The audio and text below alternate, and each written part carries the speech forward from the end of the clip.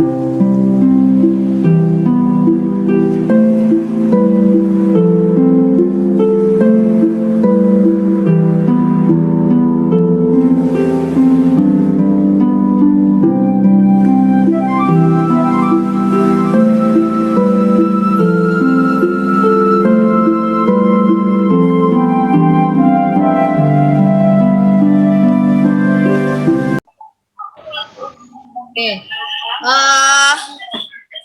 sebelumnya saya ucapkan terima kasih kepada teman-teman yang telah bersedia hadir pada malam hari ini untuk mengikuti mata kuliah Sistem Informasi Geografis. Seperti yang sudah diketahui bahwa pengampu mata kuliah ini ada 3 orang, yaitu saya, kemudian ada Pak Ahmad Sundoko, dan ada Ibu Fitri. Nah, beliau merupakan dosen tamu kali ini di mata kuliah GIS. Sebelumnya saya perkenalkan dulu Pak Ahmad Sundoko. Beliau adalah Direktur Utama dari PT Global Teknika Tama Indonesia, owner dari Pinjam ID. Kemudian yang tak lupa harus diketahui bahwa beliau adalah paling senior di ilmu kelautan. Beliau adalah alumni angkatan 2001.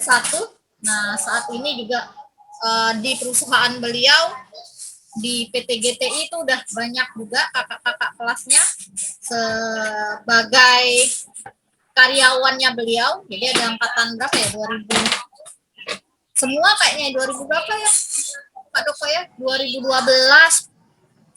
2012, 2015, 16. Ya, yang terakhir 16 ya. Si Irfan ya. Ya, Irfan. Nah, dan kemarin Kevin, Kevin ada di sini berkesempatan untuk Kevin magang tempat hari.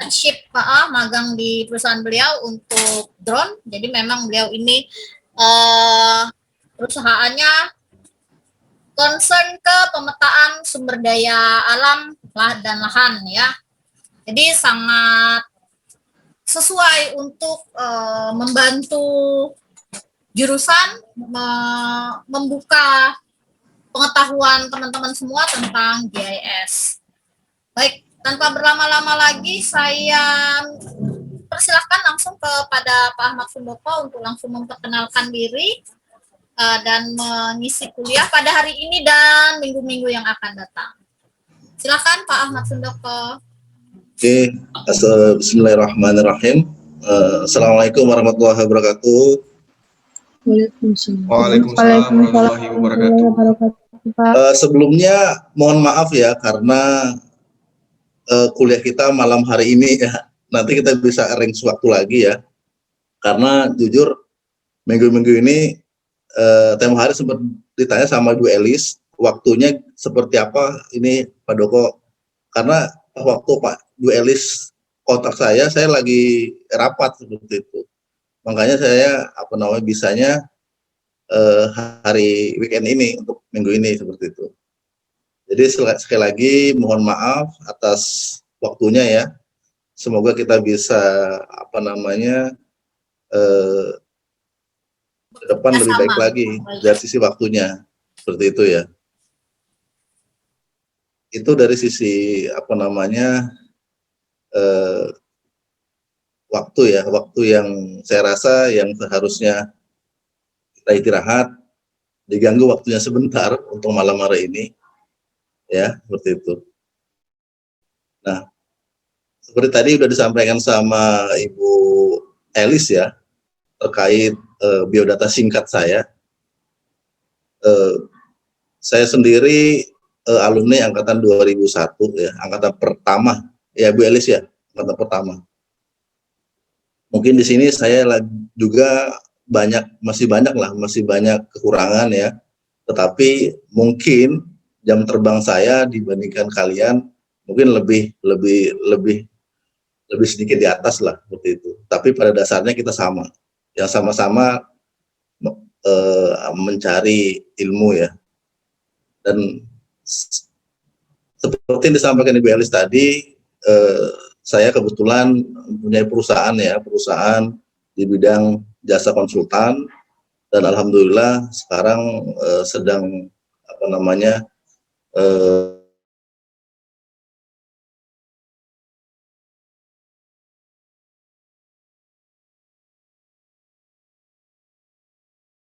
itu.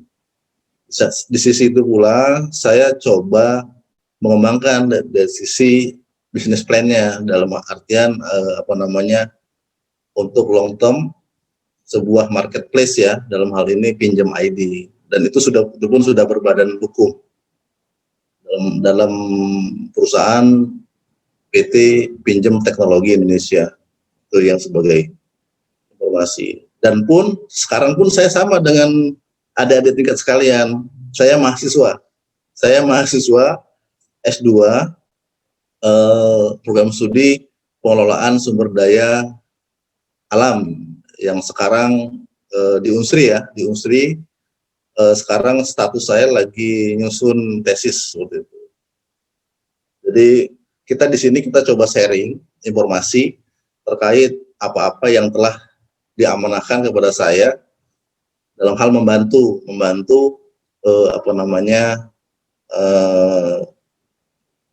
pelaksanaan mata kuliah ya terkait GIS.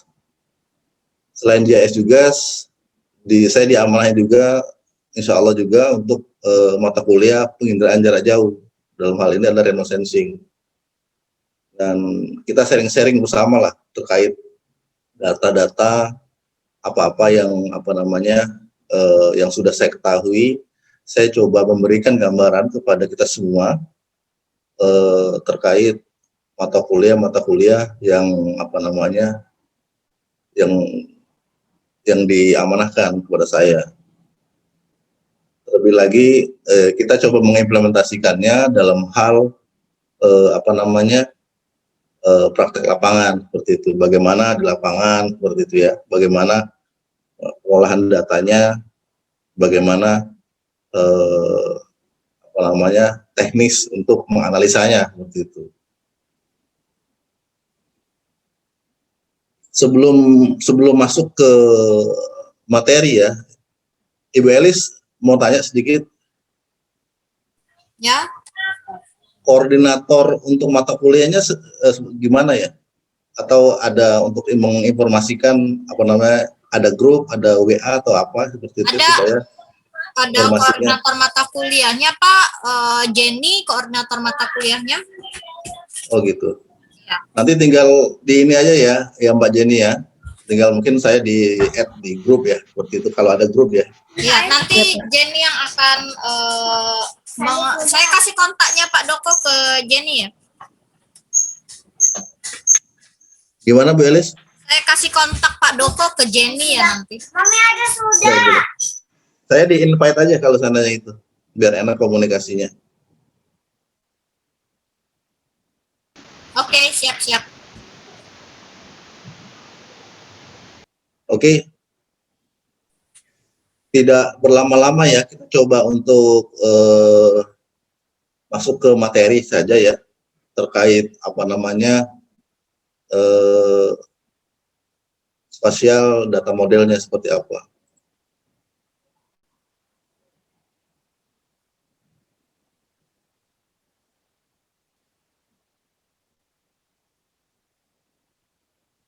Saya bisa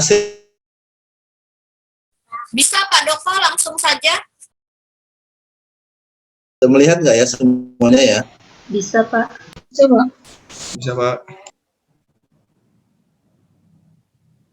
Nanti kalau ada yang belum mengerti ataupun nanti kita coba diskusi ya. Kita cari ruang waktu untuk diskusi seperti apa dari sisi lapangannya seperti itu. Dalam artian adalah pengolahan datanya seperti itu. Bagaimana membangun sebuah spasial data itu sendiri dari suatu aplikasi. Karena di sini saya ingin coba untuk mengenalkan aplikasi, yaitu mungkin teman-teman sudah pada tahu ya sama ArcGIS ya, seperti itu ya. Tinggal nanti bagaimana membangun sebuah data model, membangun geodatabase yang ada di aplikasi sendiri. Nah, di sini saya coba ingin coba memberikan gambaran dalam hal teori ya, bagaimana spasial data model itu sendiri. Karena kita ketahui data spasial itu suatu data yang mengacu pada posisi, objek, dan hubungan di antaranya dalam ruang bumi seperti itu. Adapun spasial data juga merupakan salah satu informasi di mana di dalamnya itu terdapat informasi juga mengenai bumi, termasuk permukaan bumi. Di bawah permukaan bumi, perairan, laut, dan bawah atmosfer. Itu sebagai informasi data spasial. Ya.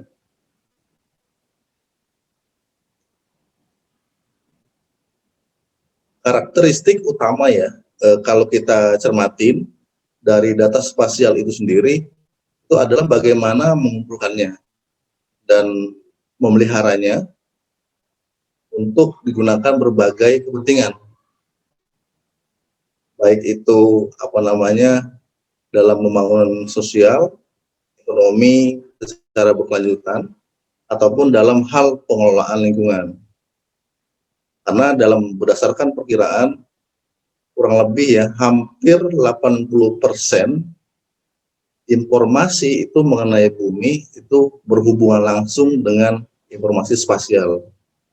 Karena di sini kita perlu pentingnya mengetahui apa dan bagaimana pemodelan dari data spasial itu sendiri.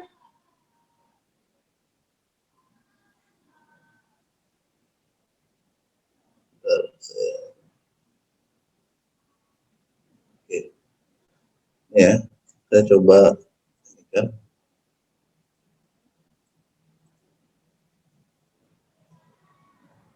Sumber daripada spasial data itu berbagai macam sumber ya.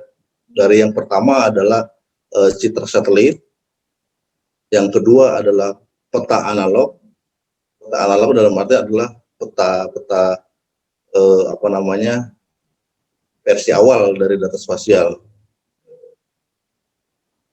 Yang mana peta analog ini dapat di-scan menjadi format digital yang kemudian dapat juga disimpan dalam bentuk basis data. Itu peta analog. Dan citra satelit ini adalah menggunakan satelit ya, menggunakan satelit sebagai wahananya. Nah, satelit itu juga menggunakan sensor untuk dapat merekam kondisi ataupun gambaran dari permukaan ya konkret bumi. Dan ini juga biasanya digunakan citra satelit ini dalam hal pemantauan sumber daya alam. Maka sangat penting citra satelit ini digunakan dalam hal pengelolaan atau pemantauan sumber daya alam. Bahkan ada beberapa satelit itu sanggup merekam hingga di bawah permukaan bumi. Itu. Jadi satelit bisa tembus dengan beberapa persyaratan tertentu tentunya, dengan band-band tertentu yang bisa mampu tembus ke dalam permukaan bumi. Studi perubahan lahan dan juga lingkungan. Dan yang ketiga itu adalah foto udara. Foto udara ini atau biasa disebut dengan aerial photograph. Ini merupakan salah satu sumber daya yang banyak digunakan juga untuk menghasilkan data spasial selain dari citra satelit tentunya. Nah, Perbedaannya adalah citra satelit itu perekamannya itu sesuai dengan pola rotasi, sedangkan kalau untuk udara ini tergantung dari tergantung dari si pengguna itu kapan, di mana, dan bagaimana dia teknis pengambilan datanya. Itu dari sisi foto udara. Foto udara ini sendiri secara teknis ya, proses pengambilannya ini menggunakan kamera digital. Nah ini, kita pun di perusahaan kita menggunakan kamera digital, multispektral juga ada, dan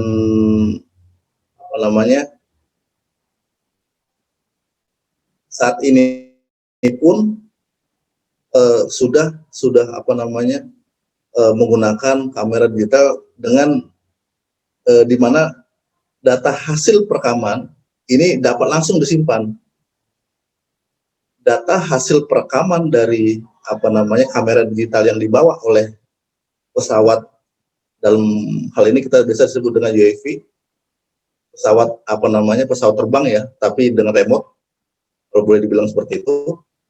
Ini datanya dapat langsung disimpan dalam bentuk basis data.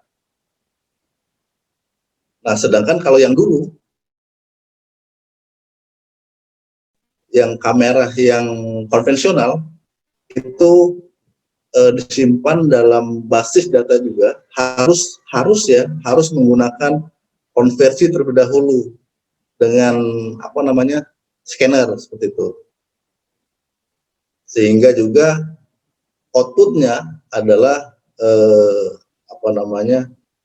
foto udara dalam format digital juga. Itu dari sisi foto udara.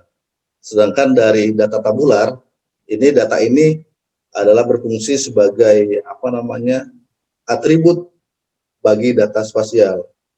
Kita biasa nyebutnya ada data table formatnya ya.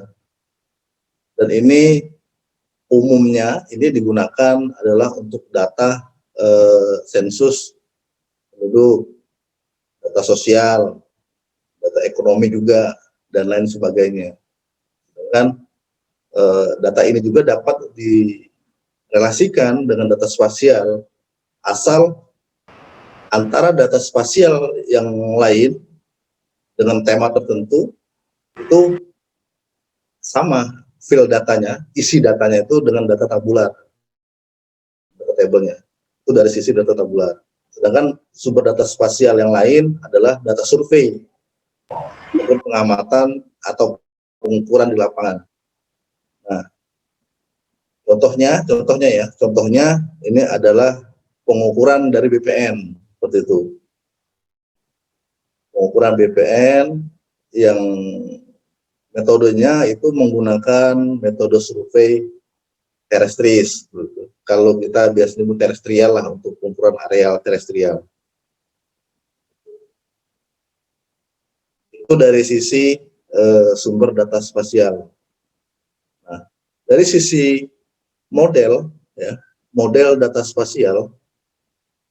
spasial ini ada dua, yaitu data raster dan juga data vektor. Ya. Data modelnya data raster dan data vektor.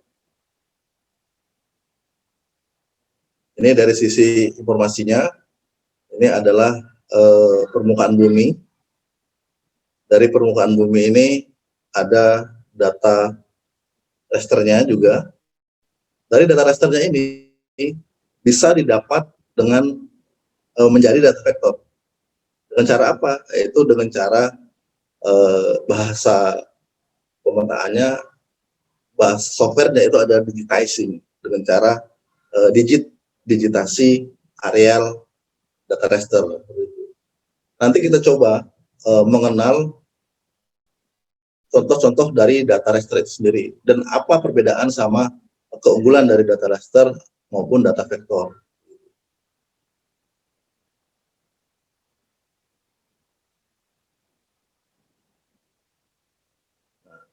dari data model data raster itu sendiri itu dapat kita lihat ya, objek dari model data raster itu sendiri itu dapat disajikan dalam bentuk pixel.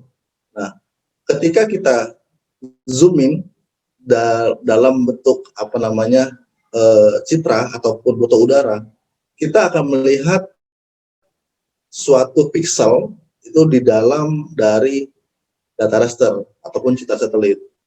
Nah, teman-teman mungkin bisa melihat ya di dalam ketika kita zoom in terus apa namanya data-data raster dalam hal ini foto udara ataupun citra satelit itu bisa melihat berapa jumlah pixel di dalamnya gitu. Berapa ukuran pixel yang terdapat di dalam citra tersebut. Apakah 5x5 ataupun 10x10 ataupun bisa jadi 0,5 kali berapa seperti itu. Itu bisa dilakukan tracing terkait informasi itu. Di dalam setiap sel dalam model data raster sendiri itu juga memiliki koordinat dan informasi. Dalam hal ini adalah atribut keruangan dan waktu juga. Seperti itu. Sedangkan akurasi model data raster itu ini bergantung pada resolusi ataupun ukuran pixel, gitu ya. Jadi semakin dia dikatakan resolusinya tinggi, itu apa namanya ukuran pixelnya antara berapa kali berapanya ya, apa namanya lebar kali tinggi kalau nggak salah ya, itu semakin kecil, semakin apa namanya resolusinya semakin kecil ya, itu biasanya ukuran pixelnya semakin lebar. Itu perbedaannya. Sedangkan akurasi model dari data raster ini juga bergantung tadi pada resolusi atau ukuran pixel, dan objek model dari data raster ini disajikan dalam bentuk titik, garis, dan bidang areal yang disajikan dan dinyatakan dalam titik atau sel ya. Sel itu dalam artian adalah seperti ini kolom contohnya. Ini sel. Ini contoh dari data raster. Jadi ketika kita zoom terus-menerus bahwa akan nampaklah di situ apa namanya tadi titik atau sel. Nah, ini contohnya, ini tadi ini lebar dari tinggi ya. Nah, ini dari sisi kalau kita zoom di sini di data citra ataupun data foto udara, itu akan nampaklah seperti ini selnya. Ini namanya sel. Dari sel ini akan nampak berapa, nanti kita kasih contoh ya. Nanti kita kasih contoh dari bagaimana yang spot 6 yang saya punya data, bagaimana foto udara. Nanti teman-teman bisa melihat tingkat apa namanya resolusinya seberapa besar dan tingkat apa namanya tingkat perbedaannya seperti itu. Ini bisa diketahui selnya. Ini adalah selnya adalah panjang kali lebar ya. Ini bisa ketahui. Nah, dari data misalkan ini contoh tadi yang seperti saya bilang tadi. Ini contoh seperti saya bilang tadi. Ini contoh misalkan ini citra. Ketika di zoom, ini ada per pixelnya. Di zoom lagi akan nampak pixelnya. Di zoom lagi ya seperti kotak-kotak ini, seperti ini sama. Ini adalah selnya. Karakteristik dari data ini nanti kita lihat ya. Ini tadi karakteristik dari data rasternya ini dari sisi resolusi ini lebih apa namanya dimensi linearnya dari satuan kecil geographic space yang direkam, semakin kecil ukuran ini tadi seperti saya bilang tadi, semakin kecil ukuran ataupun luas permukaan bumi maka semakin tinggi resolusi spasialnya. Ini dari sisi karakteristiknya. Yang kedua adalah orientasi. Ini orientasi dalam model data raster ini mempresentasikan arah utara grid seperti itu. Yang ketiga adalah zone. Zona layer dalam model data raster ini berupa sekumpulan lokasi yang menunjukkan nilai ID dalam nilai pixel yang sama. Nanti kita lihat ya. Dan juga ada nilai-nilai raster itu juga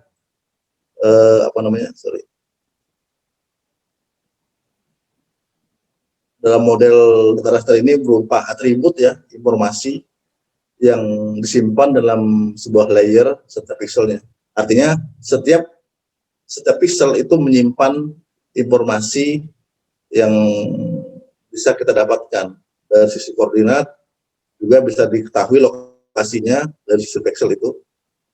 Ini XY-nya bisa diketahui. Nah, sebelum berangkat ke situ ya, saya ingin coba memberikan informasi. Sebelum itu saya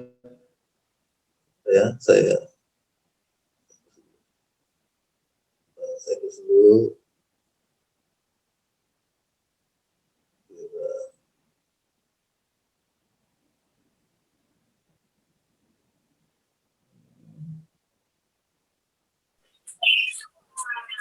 Nampak nggak ini ya? Ada Kelihatan, Pak. Nampak, Pak. kelihatan ya? Kelihatan ya? Pak. Ini contoh ya, contoh dari beberapa produk satelit ya yang menghasilkan dari data raster. Ini beberapa. Ini dari sisi satelit ya, satelit. Di satelit sendiri ada yang namanya Landsat TM. Ini skalanya skala kecil, resolusinya 30 sampai dengan 15 meter. Ini Landsat TM. 30 sampai 15 meter. Ya ini free. Ini biasanya ini free. Biasanya Landsat ini sekarang udah free. Ini bisa di-download di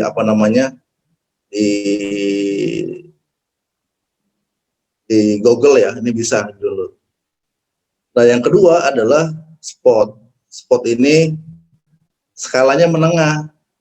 Resolusinya antara 2,5 meter sampai dengan 20. Nah ini, atau bisa dibalik lah, 20 meter sampai dengan 2,5 meter. Ini dengan skala menengah. Ada lagi yang namanya yang menghasilkan data raster, itu ada Ikonos satelitnya. Ini skala besar, cukup besar, dan resolusinya 4 meter dan ada yang 1 meter. Lebih besar lagi itu ada yang namanya QuickBird. Ini citra satelit juga. Ini skala cukup besar juga dengan resolusi 2,4 meter sampai dengan 0,65 meter seperti itu. Dan berikutnya juga ada WalkView 2. WalkView 2 ini skala besar juga, resolusinya ini 0,46 meter seperti itu.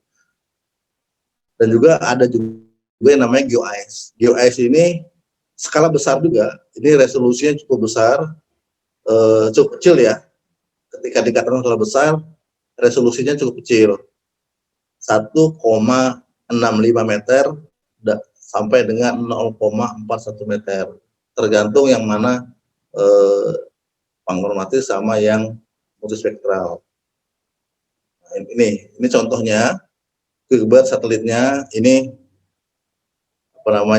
ini perekamannya ya, rata-rata kunjungan dari waktunya ini dari satelit ini 1 sampai 3,5 hari seperti itu. Ini sebagai informasi lah. Ini adalah pangkromatik, tadi jumlah pixel ukurannya ini 0,61 meter. Contoh-contoh dari QuickBird satelit. Dan ini adalah contoh yang GeoEyes dari untuk di Pantai Indah Kapuk di Jakarta, di pusat industri. Ini di Singapura, Google. Nah, ini satelit GeoEyes. Nah, resolusi cukup tinggi ya dari sisi pangkromatik sama spektralnya. Ini adalah contoh kantor yang saya lama dulu di perusahaan lama dulu. Ini adalah menggunakan GeoEyes. Ya, GeoEyes. GeoEyes ini cukup mahal harganya, cukup mahal. Makanya lembaga ataupun perusahaan tertentu yang bisa membeli ini gitu loh. Kalau kayak seperti kita sebagai mahasiswa itu cukuplah dengan apa namanya, karena kita masih sisi studi ya, itu bisa dikatakan cukup informasi-informasi yang berbasis kayak di Spot6 ataupun yang lain sebagainya. Ini adalah citra satelit WalkView 2. Contohnya resolusinya 64 cm, itu juga berbayar juga. Nah, ini ya. Ini dari sisi ini ya. Nah, saya ingin coba menunjukkan ini. Ini adalah, sorry, nampak ya.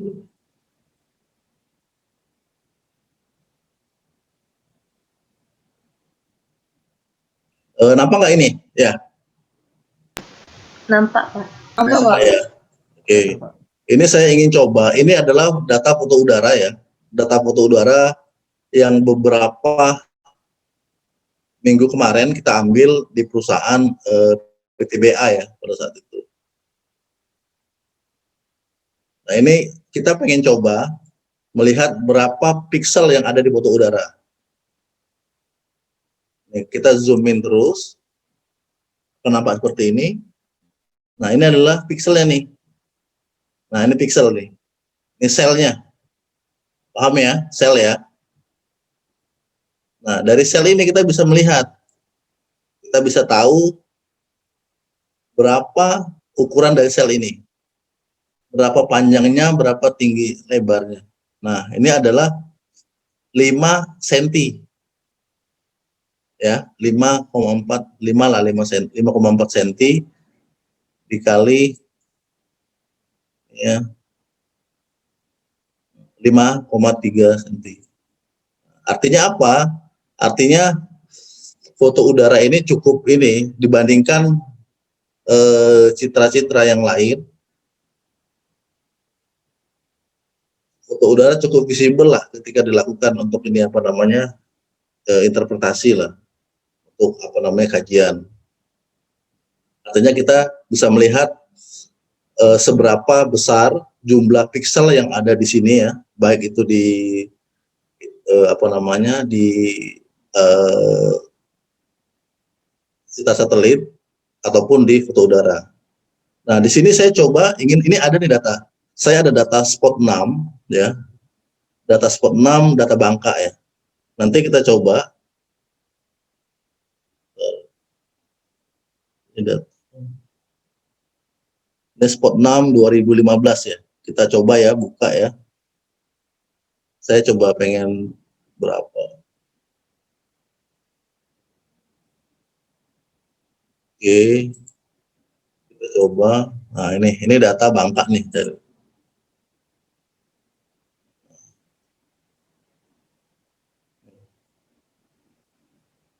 lihat berapa ukuran pikselnya.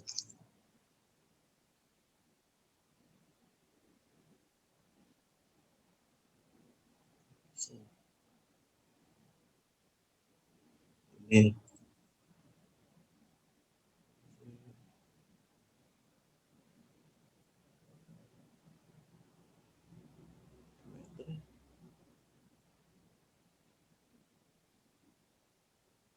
Ini 1,5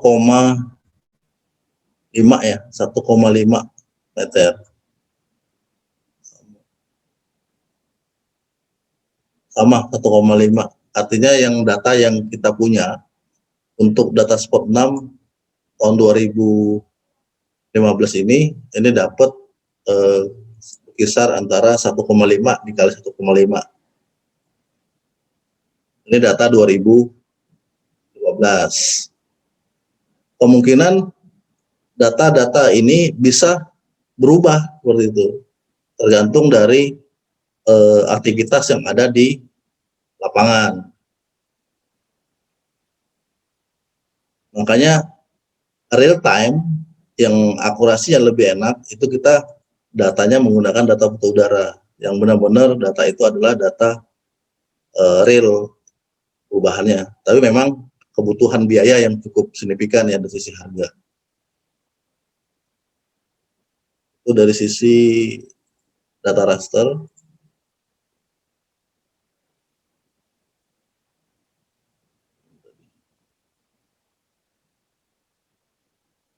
Bisa melihat lagi?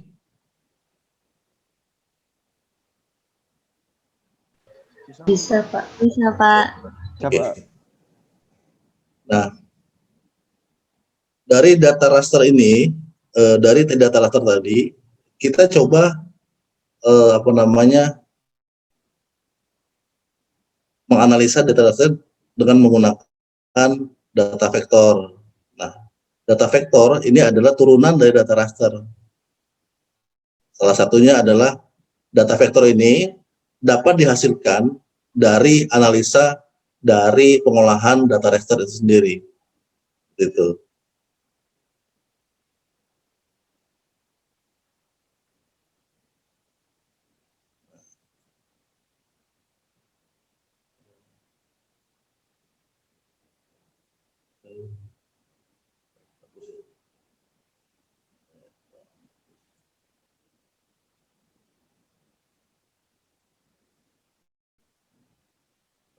Lihat ya. Sedangkan dalam pemodelan data vektor ini dapat kita ketahui ya bahwa data vektor ini terbagi menjadi beberapa bagian data, jenis data lah dari data vektor. Yang pertama adalah titik, yang kedua adalah garis, dan yang ketiga adalah luasan. Dalam hal ini adalah poligon, ya, poligon.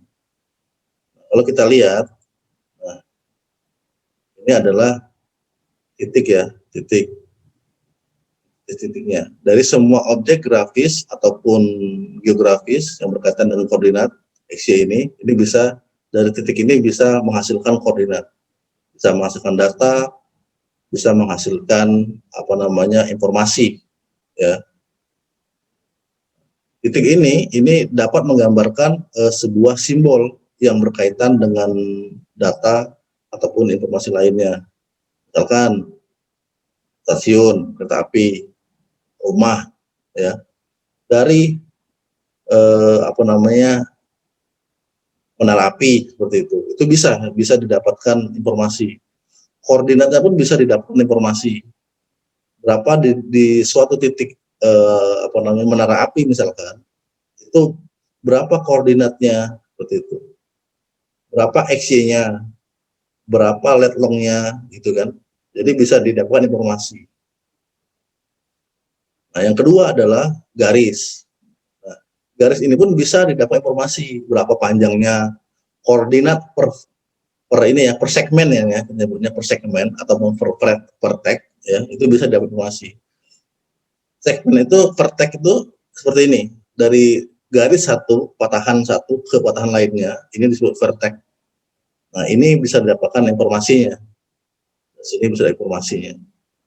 Berapa panjang total ini bisa dapat informasinya. Contohnya apa? Contohnya kayak seperti jalan, ya kan?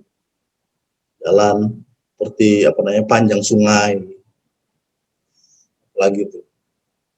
Banyak hal lain lah yang bisa dilakukan dari sebuah garis ya, jadi garisnya, kesatuan dari garis itu sendiri. Itu dari sisi garis ya. Garis. Yang ketiga adalah areal ataupun poligon. Nah, poligon ini dapat dideskripsikan ini suatu areal, bentuk hubungan tetanggaan dan hierarki sampai dengan properties ya yang dimiliki oleh blok bangunan spasial yang ditampilkan dalam dalam bentuk peta tematik. Nah, data spasial ini pun, data areal ataupun poligon ini dapat berupa bentuk bangunan seperti rumah, sawah, seperti itu bisa didapatkan informasi. Yang penting arealnya berupa luasan seperti area ataupun poligon. Itu bisa ditarik luasan dari titik pun bisa dibuat berupa poligon begitu. Ketika kita di lapangan, kita mengambil data titik seperti tadi dari BPN misalkan, mengambil titik koordinat, itu dianalisa, itu bisa dapat luasan,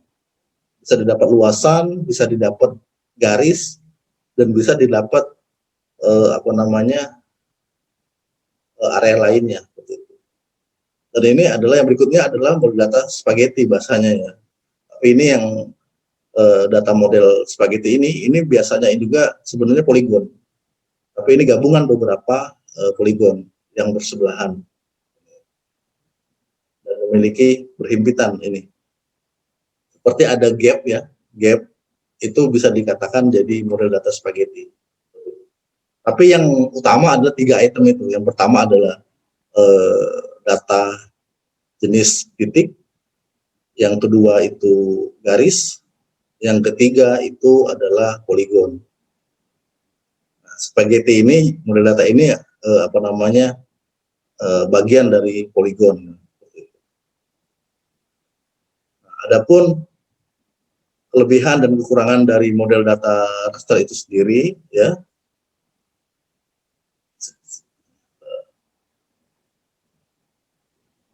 Yang pertama, dari data raster itu kelebihannya yang pertama, itu memiliki struktur data yang sederhana, simple, tidak bertele-tele ya, dia berupa raster ya, berupa kombinasi data model yang benar-benar simple ya, pun mudah dimanipulasi. Nah, ini bisa dengan menggunakan fungsi tematik sederhana. Artinya apa? Artinya di sini bisa dianalisa, dibuat data lain seperti itu bisa menggunakan data raster itu sendiri. Bisa dianalisa kerapatan seperti itu kan, itu bisa dilakukan. Asal komponen-komponen dari data raster itu sendiri terpenuhi. Yang berikutnya adalah teknologi yang digunakan cukup murah dan tidak begitu kompleks, sehingga pengguna dapat membuat sendiri program aplikasi menggunakan Citra raster itu sendiri. Nah, ini yang kelebihan yang berikutnya adalah kompatibel dengan cita-cita satelit, pinggiran dari jauh, dan semua image hasil scanning data spasial. Artinya apa? Artinya ini semua kelebihannya bisa diolehkan dengan cita-cita lainnya. Kekurangannya dari data raster itu sendiri ini harus memerlukan ruang penyimpanan hard disk yang cukup besar. Seperti data yang tadi saya buat, yang kita olah itu adalah data perusahaan semisal perusahaan BUMN. Kita dari menerbangkan pesawat, dari mengambil datanya di lapangan, dari mengcreate berupa mosaik data, terus mengkonversi data itu menjadi data raster siap pakai dalam bentuk TIFF misalkan, itu bisa memakan size memori yang cukup besar. Kemarin kita coba mengolah data itu fotonya itu jumlahnya itu ada 35.000 foto. Ketika sudah diolah itu menghasilkan data raster dalam bentuk TIFF ya, extensionnya TIFF itu sekitar 200 GB. Artinya ketika kita olah di komputer itu cukup cukup lemot lah seperti itu. Lebih enak kita menggunakan hard disk ya. Nah, tapi kita tidak berkecil hati atau seperti apa.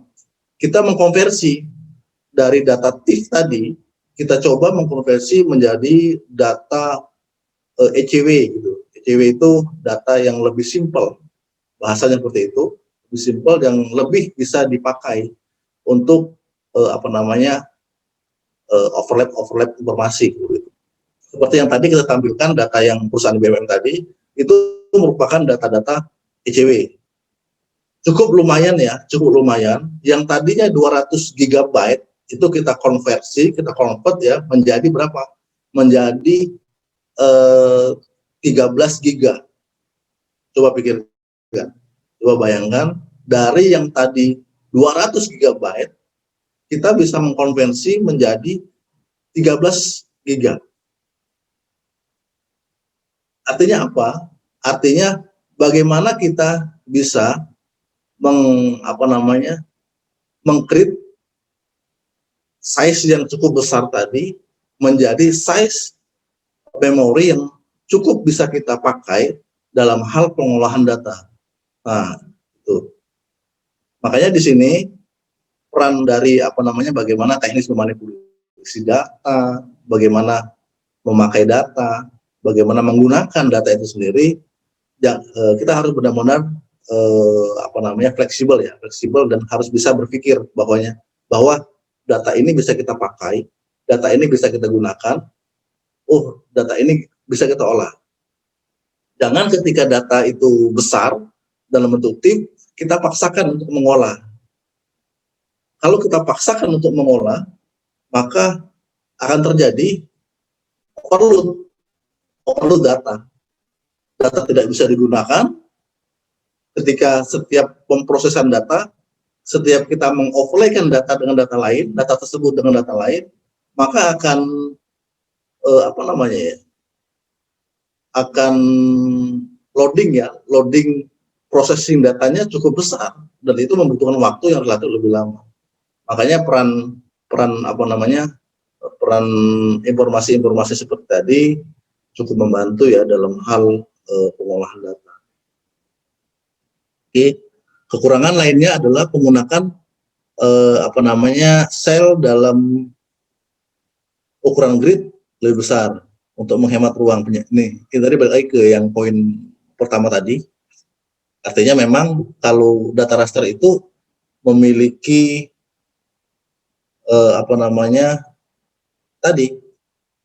harus memiliki ruang penyimpanan ya yang cukup besar. Nah, artinya apa? Artinya memang dibutuhkan dalam data raster storage-nya itu harus lebih besar itu size-nya.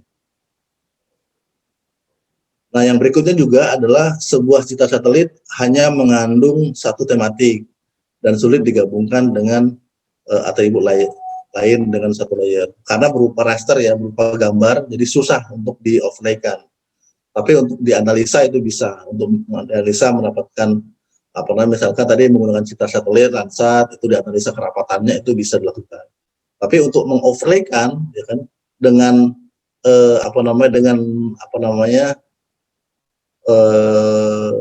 dengan tematik lainnya itu akan sulit dilakukan karena sebuah citra raster hanya mengandung satu tematik dan sulit digabungkan dengan atribut lainnya dalam satu layer. Tapi untuk menganalisanya itu bisa. Nah, tampilan atau representasi dan akurasi posisinya sangat bergantung pada ukuran pixel. Iyalah ini benar-benar ini tergantung pixel ya.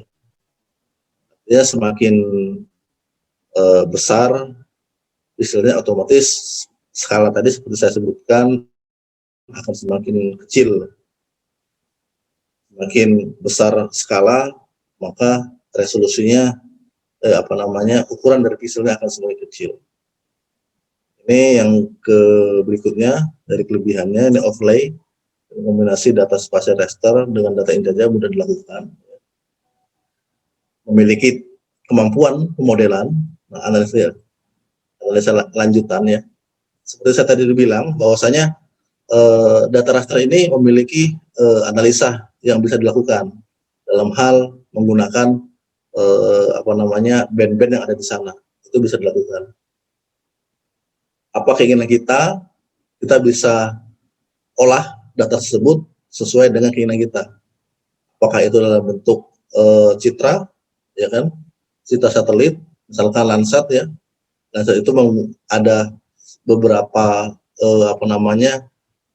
karakteristik bandnya di sana, itu bisa kita olah, ya kan, bisa kita analisa untuk mendapatkan hasil yang kita inginkan. Karena semakin banyak karakteristik band sensor ya, belum ada ini sensor, itu kita bisa bisa mengcreate, bisa menganalisa, bisa membuat manipulasi data dari kemampuan dari karakteristik sensor yang ada di citra itu sendiri. Nah, yang berikutnya kelebihannya adalah gambaran permukaan bumi dalam bentuk terrestrial yang didapat dari radar ataupun satelit remote sensing selalu lebih aktual daripada bentuk vektor. Iya betul, karena data raster itu sendiri dia real ya, real time, fisiknya jelas, sedangkan dibandingkan dengan data vektor ini harus diidentifikasi ulang karena tidak tahu informasi real apa yang berada di sana seperti itu. Nah, kelebihan yang berikutnya adalah dari data raster itu sendiri, prosedur untuk memperoleh data dalam bentuk raster lebih mudah, sederhana, dan murah. Terlebih lagi data-data dalam bentuk citra seperti Landsat lah, seperti itu. Itu murah tuh. Itu free. Apalagi kalau teman-teman udah kenal sama pihak-pihak terkait, nah, gampang itu. Sekarang lebih bisa download sendiri, free, bisa di Google itu bisa tuh. Banyak aplikasi-aplikasi yang bisa download secara gratis, itu bisa. Tapi untuk jenis-jenis tertentu. Kalau untuk seperti spot berapa itu, spot 6, data GeoEye apalagi, itu benar-benar berbayar. Nggak serta-merta kita bisa download seperti itu. Apalagi foto udara itu bisa berbayar, benar-benar berbayar. Nah, itu tergantung luasan lah. Kalau seperti yang tempo hari yang pernah magang di sini Kevin ya gratis lah Bin ya. Itu dari sisi ini ya, dari sisi kelebihannya ya. Salah satu lagi dari sisi kekurangannya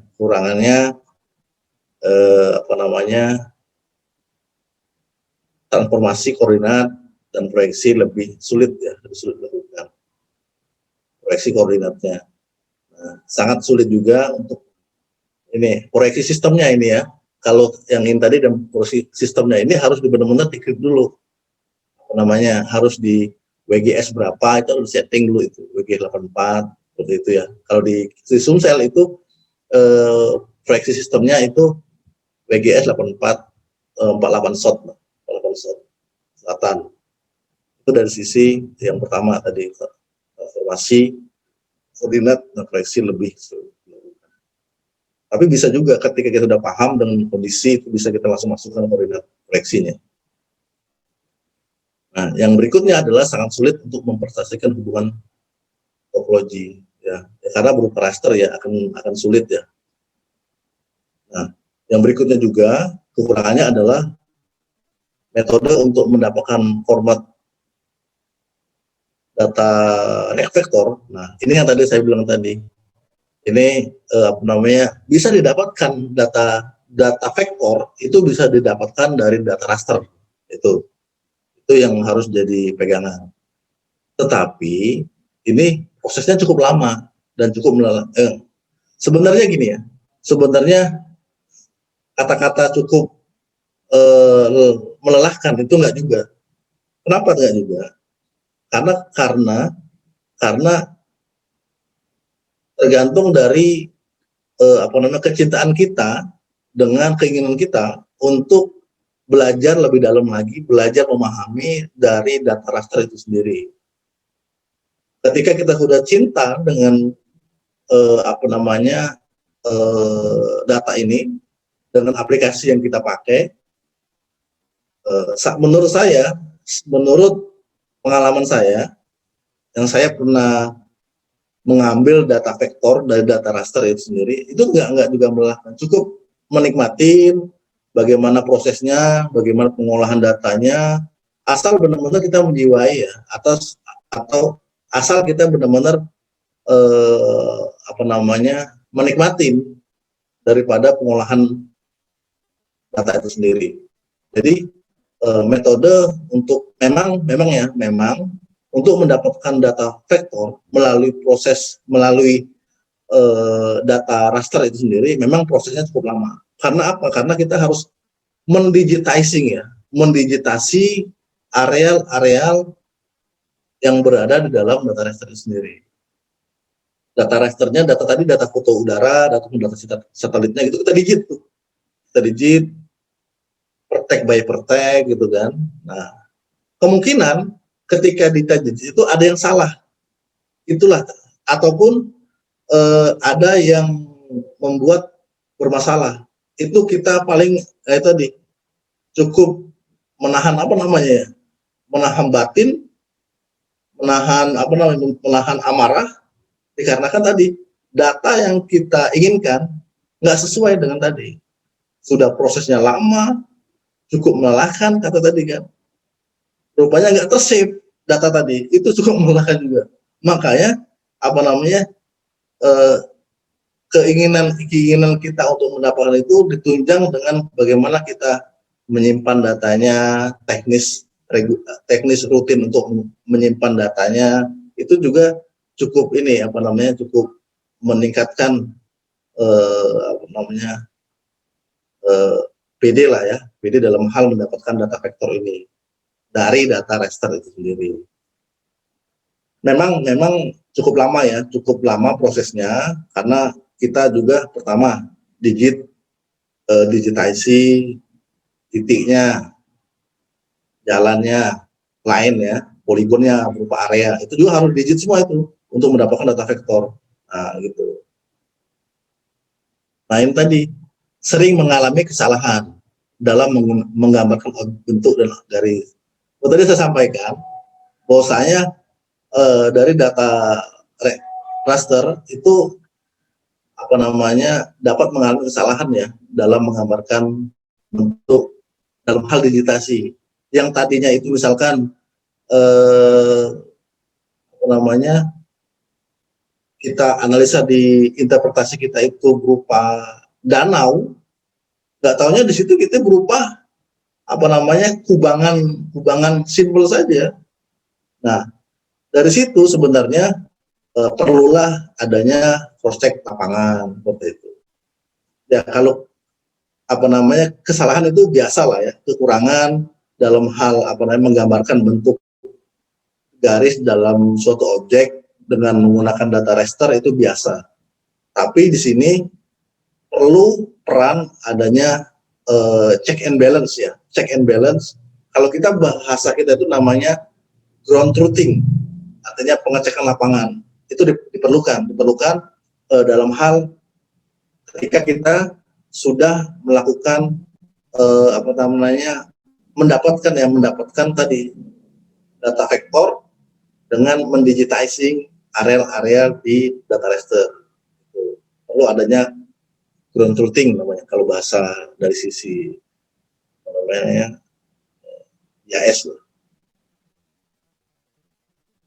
Ini adalah kelebihan dan kekurangan data vektor. Nah, kelebihannya maaf, kita sampai jam berapa ya? Ada yang ini nggak ya? Belis? Sampai jam 9, Pak. 90 menit seharusnya. Okay. Thank you, Bu Belis. Terima kasih. Oke. Di sini kita coba ingin melihat plus minusnya dari model data vektor ya. Yang pertama adalah kelebihannya, satu layer dapat dikaitkan dengan atau mengandung banyak atribut. Nah, ini pentingnya kan, sehingga dapat menghemat ruang penyimpanan secara keseluruhan. Ya. Artinya apa? Artinya dari data vektor seperti tadi misalkan areal rumah misalkan, poligon rumah. Di dalam poligon rumah itu bisa kita tambahkan berbagai macam atribut. Ya. Kita tambahkan berbagai macam informasi. Seperti misalkan ya, di dalam rumah itu ada kamar A, kamar B, dan kamar C. Ya kan? Nah, itu bisa kita tambahkan informasi di dalam satu file informasi itu, satu area ataupun satu poligon itu bisa kita create atribut-atribut informasi layernya seperti itu. Dibuat seperti ada ruangan A, ruangan B, ruangan C. Itu bisa ditambahkan di dalam file informasinya, ya kan? Supaya informasinya detail. Dan bisa juga ditambahkan lagi di dalam itu ada informasi misalkan lemari baju, itu bisa di situ bisa ditambahkan filenya, ataukah bisa ditambahkan kamar mandi, itu bisa ditambahkan. Nah, dengan adanya atribut yang banyak, itu bisa menghemat ruang penyimpanan secara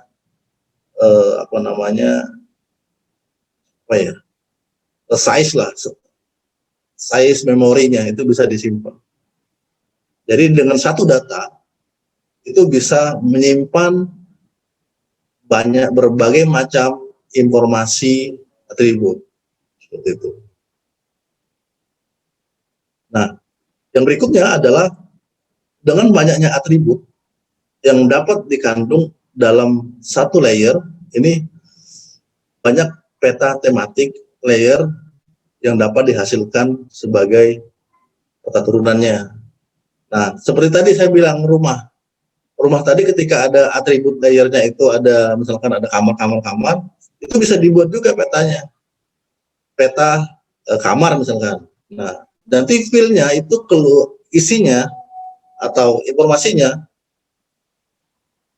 peta itu bisa dibuat peta kamar A, kamar B, kamar C seperti itu. Atau berdasarkan kamar A, di dalam kamar A itu ada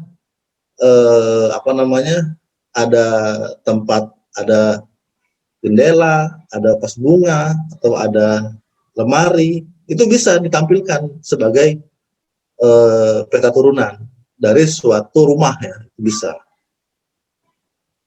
Mau detail lagi itu bisa lagi di dalam kamar mandi misalkan, di dalam kamar A tadi itu ada kamar mandinya.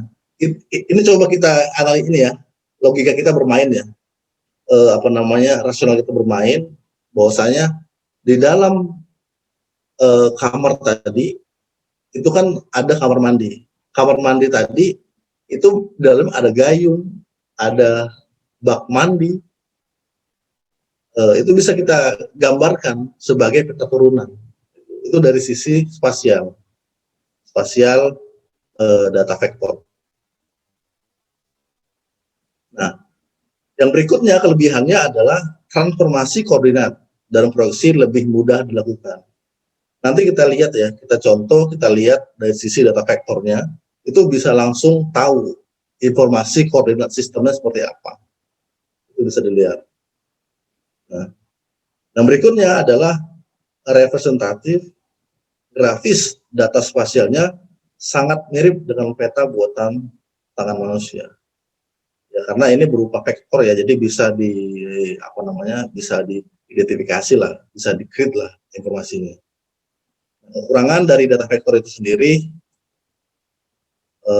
pada bagian pertama ini ini pengguna tidak mudah berkreasi untuk membuat programnya sendiri untuk memenuhi kebutuhan aplikasi.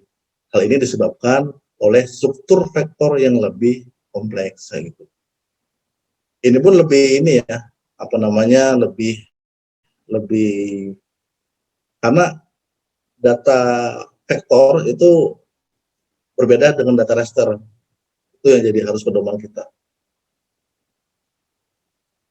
Karena data raster itu lebih bisa kita analisa, lebih bisa kita berkreasi dari data raster, bagaimana kita mendapatkan informasi-informasi lebih detail lagi dari data raster. Dan data vektor adalah data yang benar-benar pure informasi titik, jalan, sama area. Dan itu kreativitasnya lebih sulit lah, walaupun bisa. Nah, kekurangannya berikutnya adalah karena proses keseluruhan untuk mendapatkan lebih lama, peta vektor sering mengalami kadaluarsa. Contoh kasus lah, data kawasan hutan. Data kawasan hutan sering terjadi perubahan-perubahan ataupun tata ruang RT RW, rencana tata ruang wilayah provinsi misalkan. Itu setiap periodik ada perubahan, setiap waktu ada update data. Artinya apa? Artinya data yang sudah ada kita harus mengacu kepada data yang real. Nah, gitu. Makanya butuh diupdate kembali sesuai dengan fisik lapangan, sesuai dengan kondisi real yang ada di lingkungan permukaan, ya kan, permukaan areal. Artinya apa? Artinya RT RW yang tadinya 2019 misalkan, itu pada saat 2021 itu tidak bisa berlaku kembali. Makanya perlu updating data. Makanya setiap pemerintah, setiap kementerian itu mengeluarkan regulasi-regulasi masing-masing sesuai dengan tupoksinya masing-masing. Contoh kasus Kementerian Kehutanan, dia mengeluarkan updating data vektor areal kawasan hutan. Itu contoh kasus lah. 2013 dari tahun 82 lah. Lalu tahun 82 itu ada TGHK. Tata guna kawasan hutan ya, TGHK bahasanya ya. TGHK itu tata guna kawasan hutan tahun 82. Kemudian 86 itu berubah lagi. Terus tahun 2001 itu berubah lagi menjadi TGHK tahun 2001. Itu dari sisi kehutanan areal ya, kawasan hutan. Terus 2013 itu berubah lagi bentuknya, bentuk petanya berubah lagi, menyesuaikan dengan kondisi dengan kondisi real lapangan. Makanya dibutuhkan updating data terbaru. Itu 2013 dengan nomor dari 822 lah, SK nomor 822. Nah, 2016 itu berubah lagi menjadi kalau sebagai informasi ya, kawasan hutannya 454 nomornya. Itu terkait dengan kawasan hutan ya. Begitupun dengan instansi lain seperti pertanian, seperti mineral dan energi, itu berbeda-beda. Nah, itu yang data-data lama itu diupdate kembali supaya apa? Supaya tidak mengalami kadaluarsa. Artinya ada updating data secara real dengan kondisi terkini. Itu dari sisi data vektor yang seringkali mengalami kadaluarsa. Yang berikutnya adalah tidak kompatibel dengan data citra satelit dan jarak jauh. Ya, karena tadi sering mengalami dengan data real yang vektor yang sering mengalami kadaluarsa. Makanya ketika data itu harus visible ya, harus linear ya. Ketika datanya baru, otomatis citranya harus baru. Informasinya pun harus jelas. Citranya tahun berapa, data vektor itu tahun berapa, harus jelas. Nah, kekurangannya memerlukan perangkat lunak dan perangkat pros yang lebih mahal. Kalau bahasa yes ya, seperti kalau kita melihat dari software gitu ya, komputer ataupun PC, cukup lumayan menyita kantong ya, cukup lumayan menyita kantong dari sisi software sama komputer ataupun PC. Ini sebagai gambaran yang ada di kita lah ya, bukan ini ya, bukan saya hoak atau apa. Yang pasti perangkat lunaknya, softwarenya pun harus kalau bisa orisinal lah, orisinal. Tapi kalau untuk pengolahan data-data adik-adik ya, semuanya itu bisa dilakukan dengan cara pakai inilah, sementara pakai. Tapi saya nggak ini ya, nggak merekomendasikan data crack ya softwarenya, tapi jangan, lebih enak yang free lah, yang free yang bisa diolah dengan menggunakan perangkat lunaknya. Sedangkan kalau yang perangkat kerasnya kayak seperti komputer, memang data-data kita pun ya, di saya sendiri itu kemarin kita olah data nih, contoh lah baru-baru ini, beberapa hari yang kemarin kita olah data, jumlah foto yang kita olah itu ada sekitar 7.500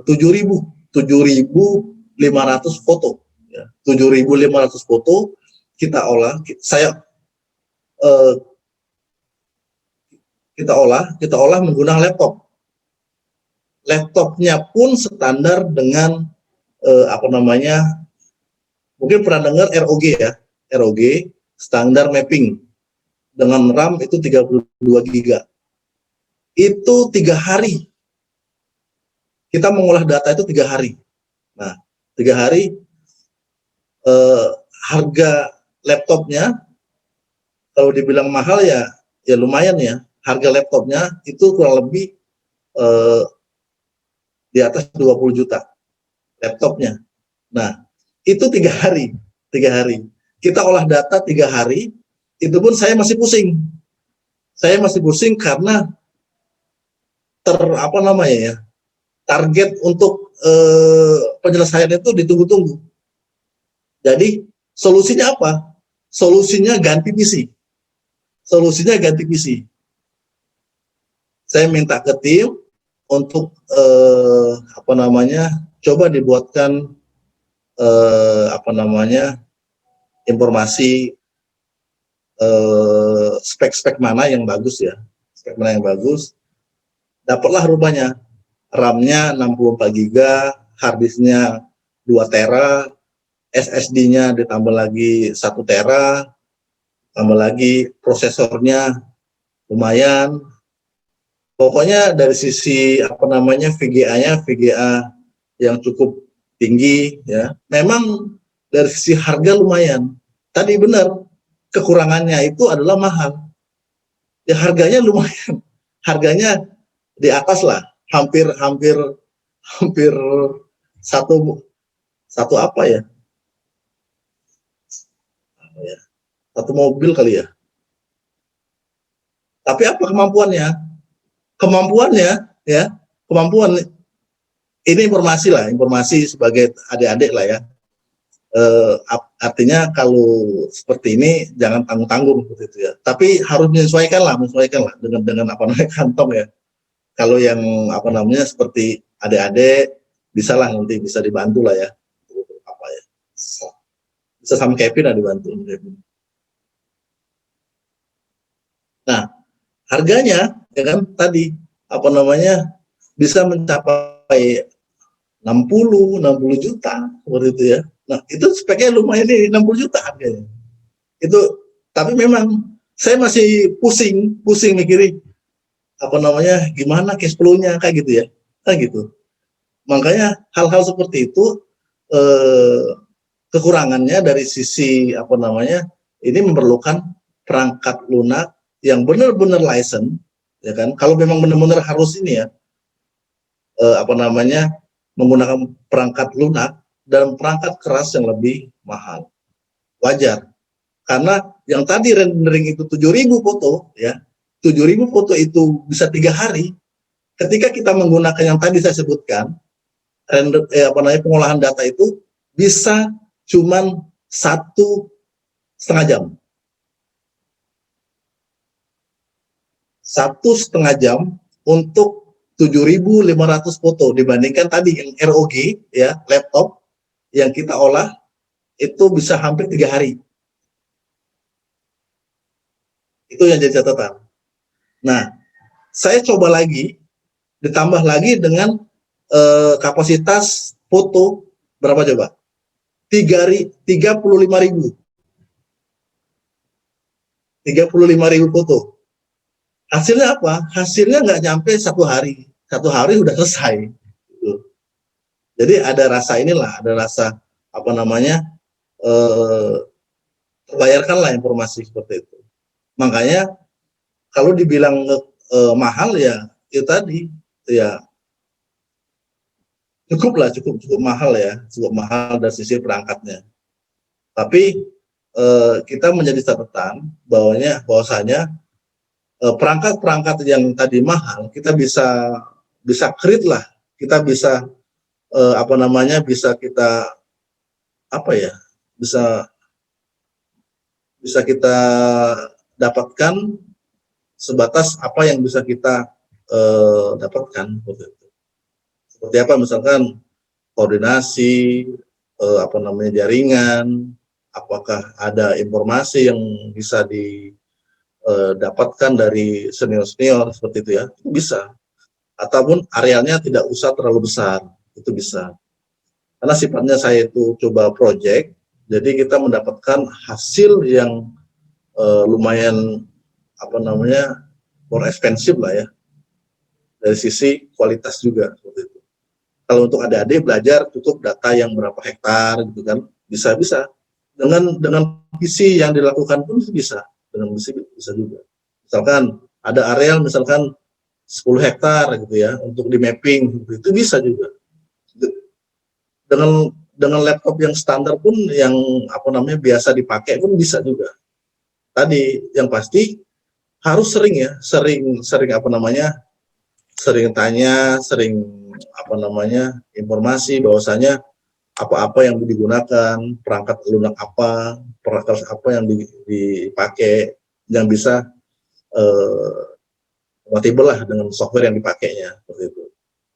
Itu ya dari sisi apa namanya, kekurangan. Memang salah satunya tadi memang harus menggunakan kekurangannya ya, menggunakan perangkat lunak dan perangkat keras, software maupun hardware yang dengan spesifikasi yang tertentu. Software kalau bisa license, itu aja software, karena memang mahal. Tapi kalau nggak ada license pun nggak ada, saya rasa sih nggak ada masalah ya.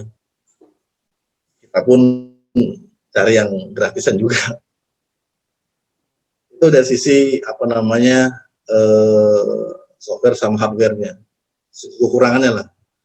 Nah, kelebihannya pada poin yang kedua ini memiliki batas-batas yang teliti, tegas, jelas, sehingga sangat baik untuk pembuatan peta-peta administrasi.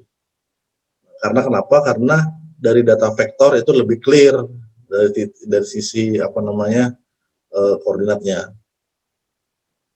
Dan ini pun sering, BPN pun sering menggunakan data-data persil, itu lebih jelas. Nah, teknisnya banyak macam ya, dengan menggunakan digitasi, dengan menggunakan GPS, handheld, semuanya itu bisa. GPS pun banyak macam ya, GPS banyak macam, ada geodetik, adapun apa namanya, handheldnya itu bisa dilakukan. Tergantung kita apa namanya, keinginan kita maunya seperti apa. Nah, ini memiliki resolusi spasial yang tinggi.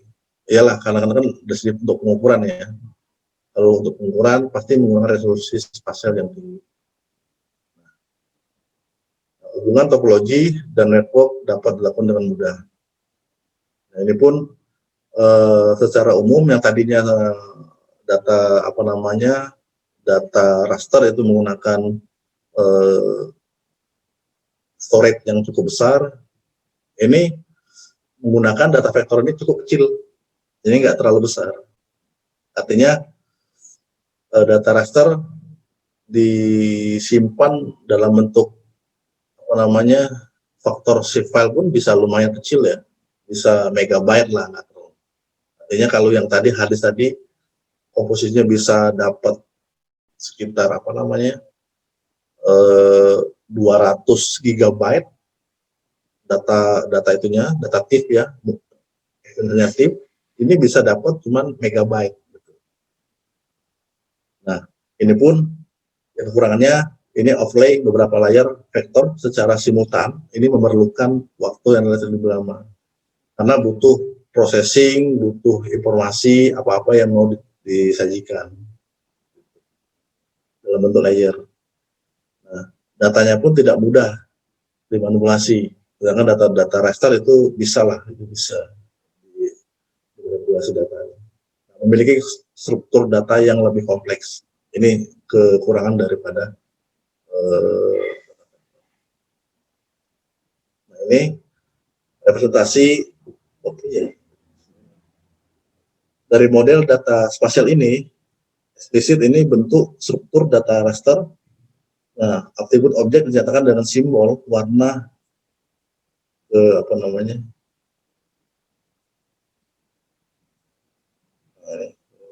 menjadi nilai piksel ya, piksel.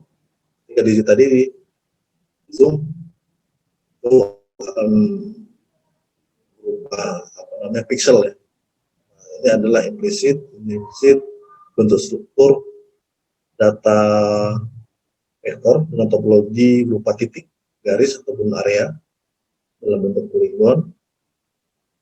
Ini di atribut objek ini dinyatakan dalam simpulan vektor yang saling berhubungan. Nah, ini adalah konversi ya. Artinya apa? Artinya dari data raster pun konversi dari model data vektor ke model data raster itu dinamakan rasterization. Nah, yang ada juga yang berikutnya ada vectorization, adalah konversi data dari model data raster ke model data vektor. Kebalikannya dalam hal konversi itu di ARGIS semuanya bisa dilakukan. Nah,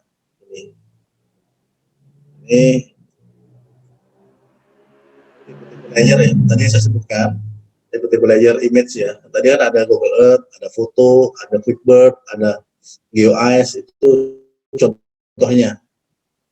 Terus ada layer vektor, tadi saya sebutkan juga ada jalan, sungai, jenis tanah, ataupun tata ruang, gitu ya. Itu bisa dilakukan. Nah, ini adalah contohnya. Jadi data raster ini didapatkanlah berupa data vektor, baru dari sini bisa di-overlaykan antara data raster dengan data vektor. Nah, informasi ini sangat penting bagi kita selaku user, dan orang yang bisa menginterpretasikan ini, yang bisa memanipulasi data raster ini adalah orang yang memiliki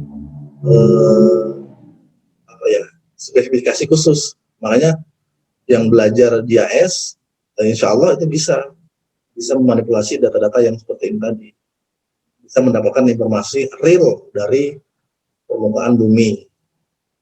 Gitu. Nah, ini contohnya perbandingan data model, data raster dan vektor. Nah, kalau data vektor itu jelas ini ya, berupa poligon, berupa titik, misalnya, berupa garis. Sedangkan data raster itu berupa grid, berupa sel. Gitu. Ketika di zoom, data vektornya untuk data rasternya seperti itu. Mungkin itu ya dari saya ya. Sedikit satu lagi.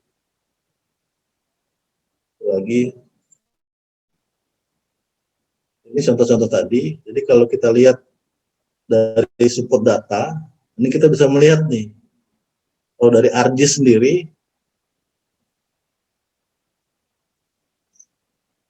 ini data-data perusahaan saya yang lama. Ini ada namanya titik nih. Nah, ini titik. Titik, seperti ini. Sorry.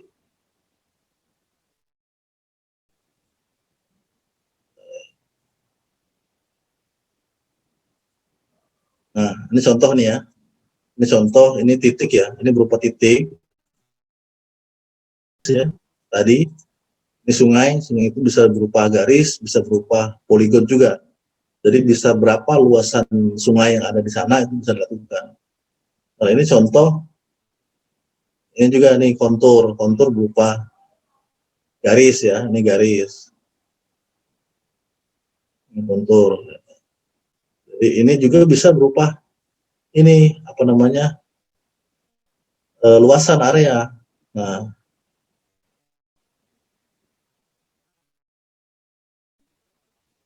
ini luasan area. Dari sini itu tadi disebutkan dengan ada tadi atribut table. Nah, ini ada tabelnya ini. Jadi data-datanya akan muncul ini kayak gini. Nah, tadi ini sumber data yang clear ya. Jadi di dalam satu areal ini, contoh kasus lah, contoh kasus data line ya, data kontur ya. Data kontur ini banyak isinya. Bisa ditambahkan apa? Misalkan ditambahkan ini elevasi, ya kan? Ada status perusahaan, kode perusahaan, kode kebunnya, terus ada lagi keterangan, gitu ya, dan masih banyak lainnya. Itu bisa di ini ada panjangnya, nih panjangnya secara kalau di ARGIS itu secara otomatis itu bisa dilihat di sini. Artinya apa? Artinya di dalam suatu data, ya, satu data garis itu bisa dilihat informasinya. Nah, bisa dilihat informasinya secara detail. Dan ini tidak membutuhkan size yang lumayan besar, cukup kecil. Dalam ukuran mega pun ini sudah dapat, tapi informasi detail seperti itu. Apalagi kalau kita lihat dari administrasi lah, misalkan administrasi data. Dari data ini kita bisa lihat informasi. Nah, ada kecamatan, ada yang seperti tadi saya bilang, dari sebuah rumah di dalamnya ada bagian-bagian kamar. Nah, seperti ini, ada kabupaten, ada kecamatan, mungkin ada ini ya, apa namanya, ada desa, bisa jadi itu, bisa jadi ada desa. Nah, jelas ini tadi kawasan, ada SK-nya, detail ya.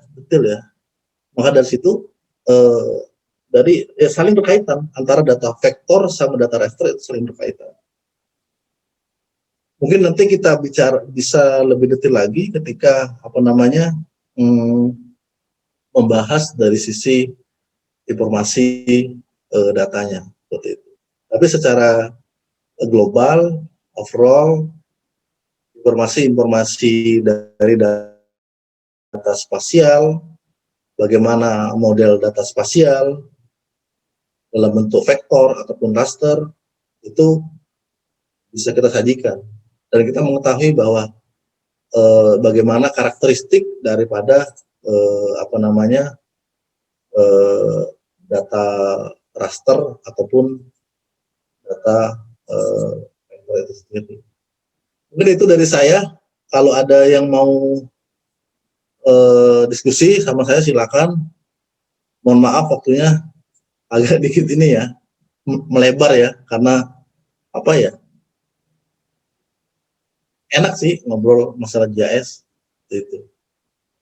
Silakan kalau kita mau diskusi, silakan. Kalau ada yang mau kita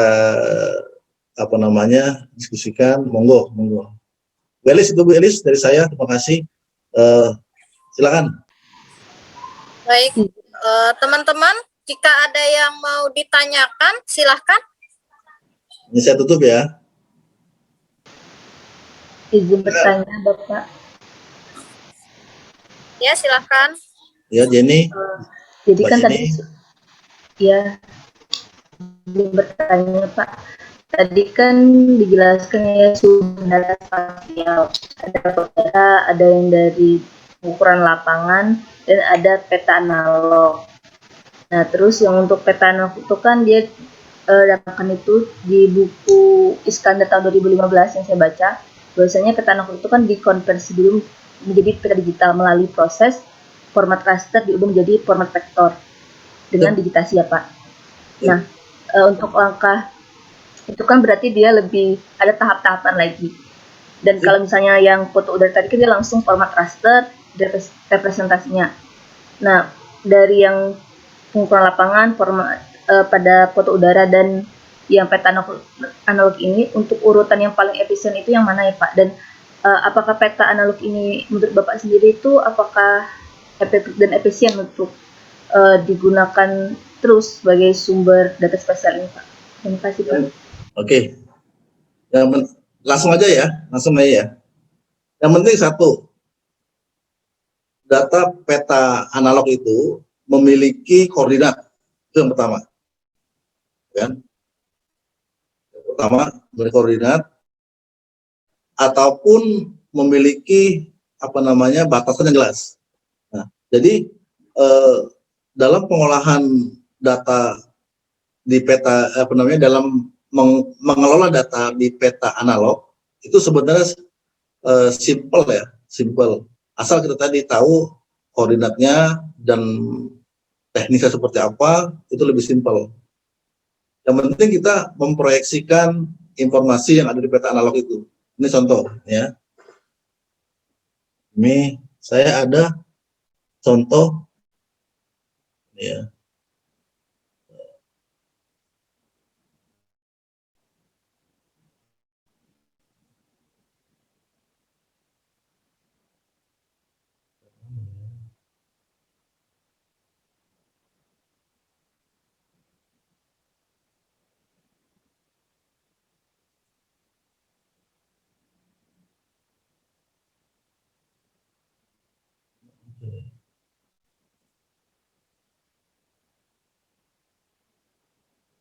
Saat ini saya nggak bisa. Bentar ya, saya buka.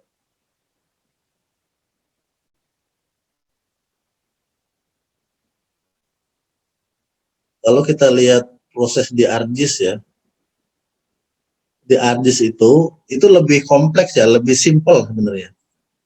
Yang penting kita menggunakan tools yang ada di sana dalam hal mengelola peta tersebut. Seperti ada di situ ada namanya, nanti kita belajar ya. Nanti kita belajar bagaimana geoprocessing, bagaimana kita menggeoreferencing dari suatu peta analog tadi. Nah, yang pasti dari peta analog itu kita bisa dapatkan dengan mengunci beberapa titik saja. Misalkan, asal tadi poinnya satu, ada koordinat dan ada sumber sistem datanya di sana. Proyeksinya bisa kita create.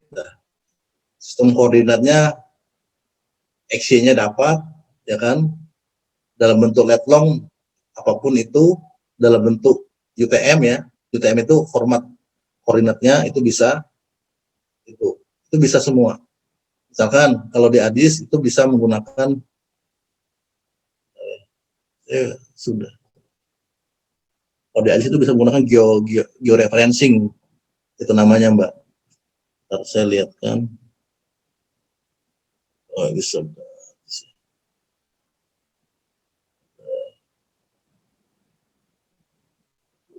Ya.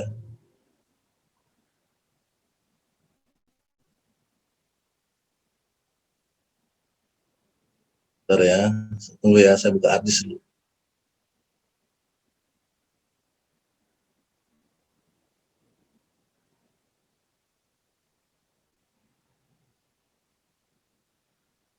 Misalkan kita ada namanya peta ya, peta standar lah, peta areal, peta peta atlas lah. Dalam peta atlas itu bisa kita ambil data Contoh nih ya. Contoh.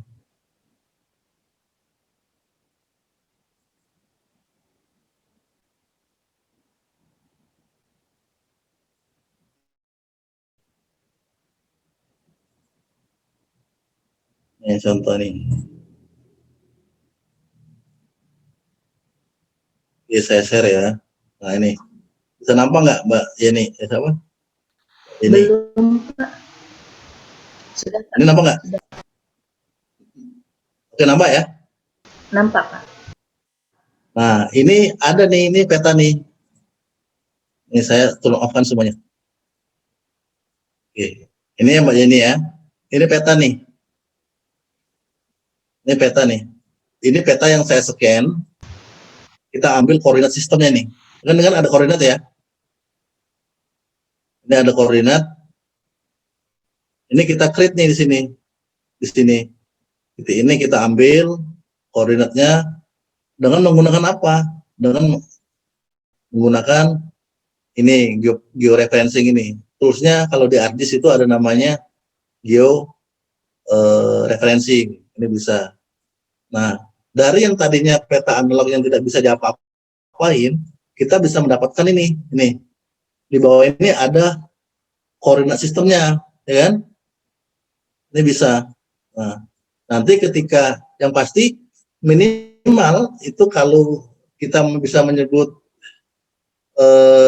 GCP ataupun ground control point-nya, titik ground control point itu bisa minimal 4 ya. Untuk mengkreatnya minimal 4. Satu di sini, satunya di sini, satunya di sini ataupun di sini. Atau yang tempat-tempat strategis lah. Yang benar-benar jangan semuanya 4-nya di sini gitu. Dia akan apa ya? Akan lengos lah bahasa gitu ya. Autopetanya akan apa ya? Bahasa Indonesia itu mencong ya. Enggak mencong. Nah, gini ya. Nah, mencong. Mencong bahasa Indonesia ya. Ya, ya. Nah, gitu. Jadi ketika kita sudah dapat titik koordinatnya, itu kita bisa mendapatkan apapun yang kita inginkan di sini. Nah, itu teknik yang pertama. Teknik yang pertama kita menggunakan titik ini. Titik ambil data gini, kita tinggal pakai gini geoprocessing apa yang kita mau. Nah, ketika ini kita nggak dapat, kita coba ngeliat ini. Nah, ini nih.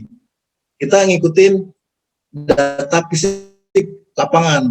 Misalkan di sini ada jalan, kita pun ada data jalan, ya. Nah, ini jalan.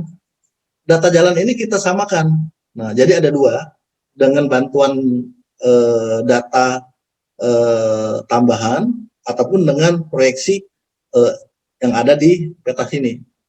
Gitu. Kalaupun tidak ada ini, ada data pembanding itu dijadikan acuan, itu bisa.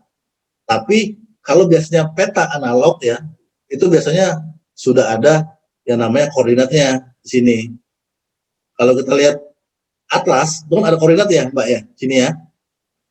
Nah, itu bisa dilakukan asal jelas nih. Ini enak nih. Kalau ini bisa dilakukan, nanti dapatnya bisa gini. Ini bisa nih. Nah, bisa didapatkan overlay. Nah, ini nih. Ini. Jadi kita bisa ambil datanya. Nah, kayak gini kan. Ya kan? Ini data. Ini kita digit nih. Kita digitasi. Contoh aja ya. Nah, ini kan.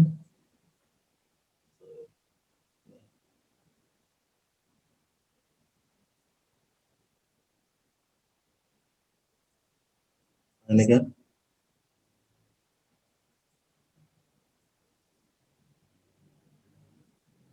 Ini ya. Kalau warna itu warna apa ya? Nah, inilah gelap lah. Nih. Kalau kita lihat, nah ini ya. Ini kan ini hasil digitasi, Mbak. Hasil digitasi. Asal tadi minimal kita sudah mendapatkan titik georeferencingnya. Ini tadi minimal 4 ya, minimal 4. Yang satunya di sini 2, 3. Namanya titik GCP. Ground Control Point, minimal 4. Semakin 4 lebih dari 4 itu bagus, tapi harus merata, jangan semuanya menumpuk di sini, semuanya di sini, semuanya di sini gitu loh. Tapi harus 1, 2, 3, 4. Agar apa? Agar tujuannya mengikat data peta peta analog ini menjadi satu kesatuan yang tidak bisa dipisahkan. Gitu. Itu dari sisi analisanya ya, analisa dari peta analog. Ini tuh Mbak Jenny. Terima kasih banyak Bapak. Ya, sama-sama. Kalau ada yang kurang nanti kita diskusi lagi ya, namanya. Terus gimana lagi?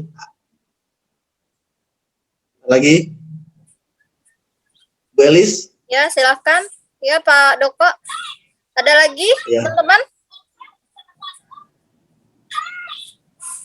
Ini sudah ngantuk ya?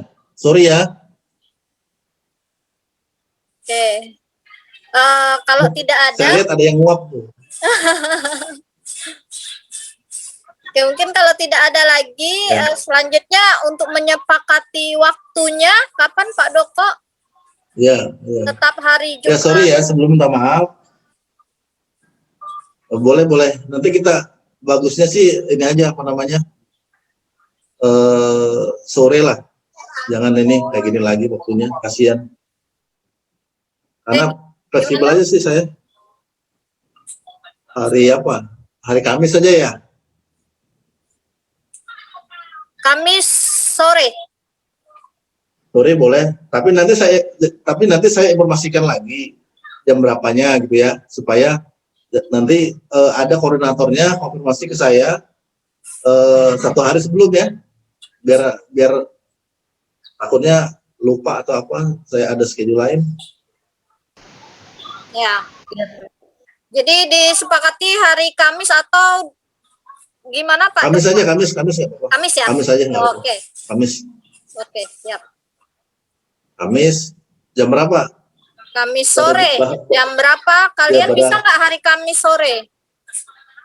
Sampai nggak bisa ngacung ya. Habis asar. Setengah Habis 4. asar aja nggak apa-apa. Ya, setengah 4 ya. Setengah 4 atau jam 4? Jam 4 aja, jam 4 nggak apa-apa. Jam 4. Oke. Mungkin waktunya lebih dingin lagi kita ya, lebih kasih tahu aja nggak apa-apa ya, kalau waktunya terlalu terlalu kelebihan gitu nggak masalah. Saya fleksibel aja kalau misalkan waktunya, misalkan Pak lebih Bang lebih 10 menit gitu aja, kabarin aja nggak apa-apa, santai aja. Saya nggak terlalu ini, dan saya bisa ngerem gitu. Ya. Kalau bidang sendiri ini lupa waktu Informasikan ya, Pak ya. Sama terkait ya. Nah, terkait tugas saya lebih cenderung nanti dari sisi ini aja membuat video ya Bu Elis ya. Saya seperti itu aja sih. Ya, oke. Buat video nanti dikirimkan seperti apa dari hasil ini hasil analisa kalian sendiri, misalkan menggunakan metodologi apa gitu kan.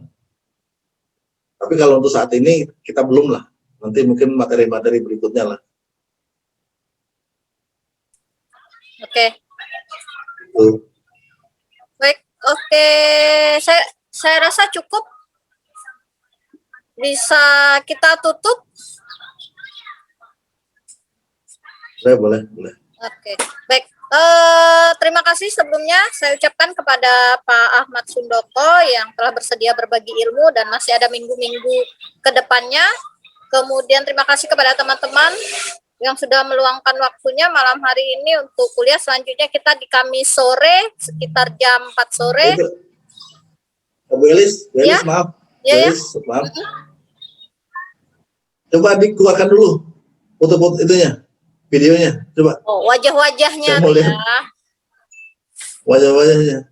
Biar Mungkin sudah tidur nampak mungkin. ganteng sama cantiknya ya.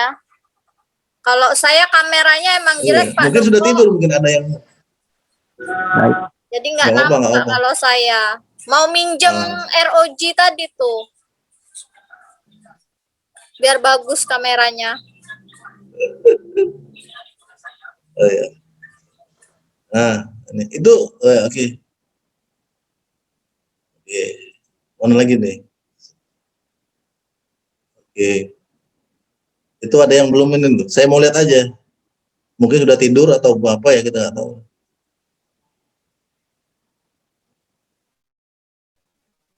Bentar.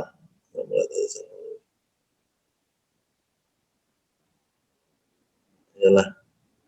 Oke lah ya. Itu aja sih dari saya. Mudah-mudahan kita selalu sehat. Yang lagi di jalan, selamat sampai tujuan. Belis, lanjut Belis. Itu Ya, aja sih dari saya. baik. Terima kasih. Assalamualaikum warahmatullahi wabarakatuh. Waalaikumsalam warahmatullahi wabarakatuh. Kami sore ya teman-teman ya. Nanti diingatkan kembali Pak Dokonya. Apa ya tadi saya? Oh ya, minggu depan hari Kamis kalau misalnya saya tidak berhalangan hadir karena Kamis depan. Oh, Kamis depan tuh libur Pak Doko. Nanti reschedule-nya diselesaikan sama Kormat aja ya. Tapi nggak apa-apa lah kalau libur. Apa hari apa sih? Oh, Minggu depan Kamis tuh libur. Libur ada. Ya, tanggal merah. Mau Libur ada masalah nggak kuliah ya? Nah, tinggal di ini aja ya. Kalau saya ini ya sebagai informasi, kalau saya nggak, kalau online itu nggak masalah, mau libur mau nggak gitu. Oke. Ya kan? Takutnya mengganggu quality time kali kan di hari itu, mumpung tanggal merah kan Pak Doko. Nggak lah, Ya, jadi minggu nggak lah, depan nggak ada kan tanggal merah. sepertinya saya berhalangan hadir karena ada rapat penyusunan kurikulum. Jadi teman-teman bisa langsung mulai saja ya Pak Doko ya, langsung kuliah seperti biasa saja. Ya, nggak apa. Oke, linknya tetap yang sama Oke, Pak Doko. sip. Oke, baik kita tutup. Terima kasih Siap. semuanya. Terima kasih Selamat ya. malam. Assalamualaikum warahmatullahi wabarakatuh. Ya. Waalaikumsalam warahmatullahi wabarakatuh. Waalaikumsalam. Terima kasih. Slip ya. Terima kasih Pak. Slip ya. Terima kasih Pak. Terima kasih, Bu, Pak. Assalamualaikum. Semuanya. Waalaikumsalam.